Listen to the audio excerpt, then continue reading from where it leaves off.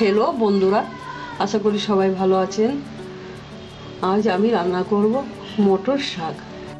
মটর শাকে লাগবে, আমি মটর শাকটা বাজার থেকে আনার পর ভালো করে বেছে ধুয়ে নিয়েছি, তারপরে ভালো করে কুচিয়ে নিয়েছি।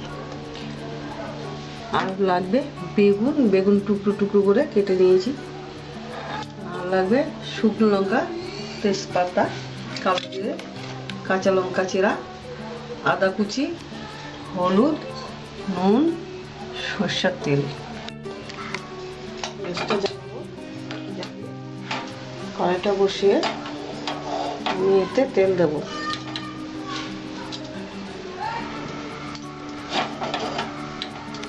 এটা গরম হতে থাক, আমি 2 কলা তেল দেব।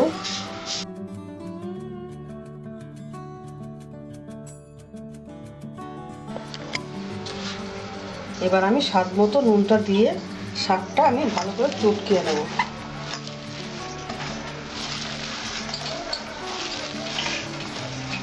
মটর শাক খাবেন, ভালো লাগবে, খেতে ভালো লাগে। শাক পাতা সবসময় খাবেন, বাচ্চাদেরও খাওয়াবেন। শাক পাতা খাওয়া ভালো।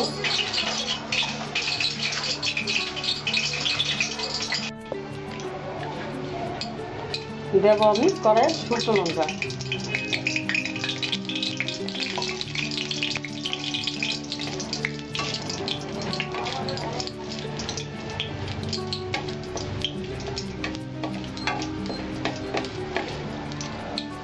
দেব তেজপাতা,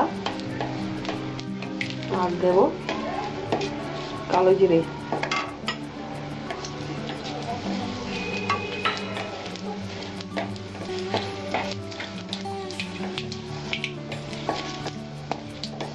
মটর শাকে কালো জিরে ভালো মানায়, কালো জিরেই দেবেন।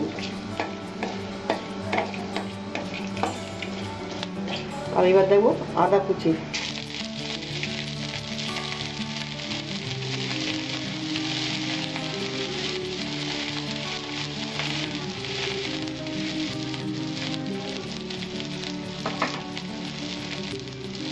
এবার আমি বেগুনটা এর মধ্যে দেবো।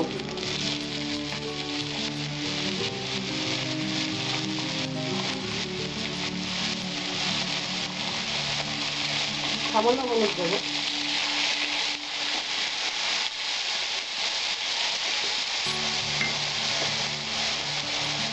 আর মতো নুন দেবো।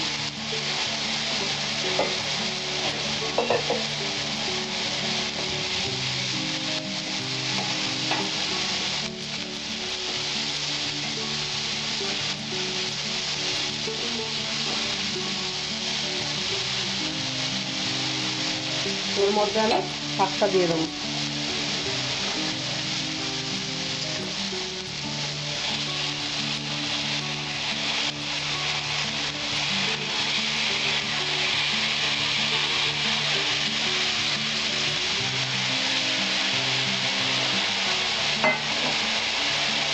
লঙ্কা চিরাটাও দিয়ে দেবো।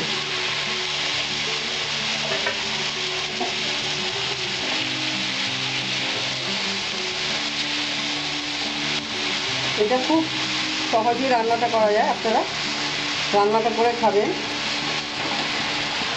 খেয়ে আমাকে জানাবেন, আমি আবার নতুন নতুন রেসিপি করে দেখাবো।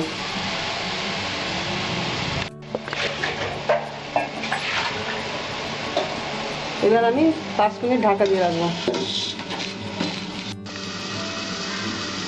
আমার ঢাকাটা খুলে দেখছি শাকটা আমার কতটা হলো।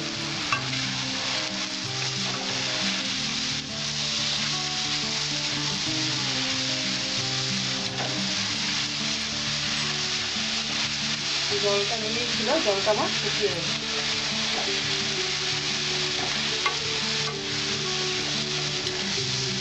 শাক বাচ্চাদের অবশ্যই খাওয়াবেন, বাচ্চাদের শাক খাওয়া খুব প্রয়োজন।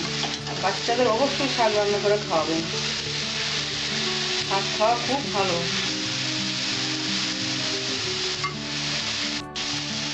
ভাতার পিঠটা দিয়ে এরকম করে একটুখানি পিটিয়ে দেবেন, তাহলে শাকটা একটু ঝাল ঝাল হবে, খেতে ভালো লাগবে। আর এই শাকটা শীতকালে আপনি পাবেন, গরমকালে এই শাকটা পাবেন না। শীতকালে ভালো লাগে খেতে।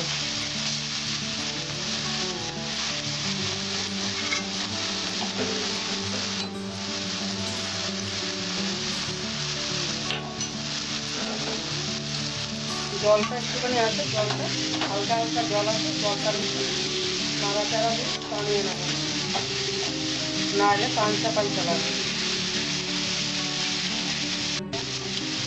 আর যদি মনে করেন যে আপনি একটু চিনি খাবেন, সাধারণ অল্প একটু চিনি দিতে পারেন এর মধ্যে।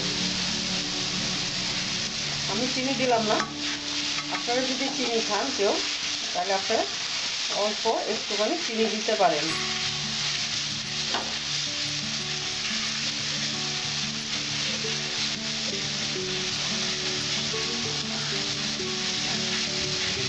আমার শাক তৈরি হয়েছে, এবার আমি শাকটা নামিয়ে দেবো, গ্যাসটা আমি অফ করে দেবো। দেখুন আমার শাকটা তৈরি করে ফেলেছি। এইভাবে আপনারা শাকটা রান্না করে খাবেন।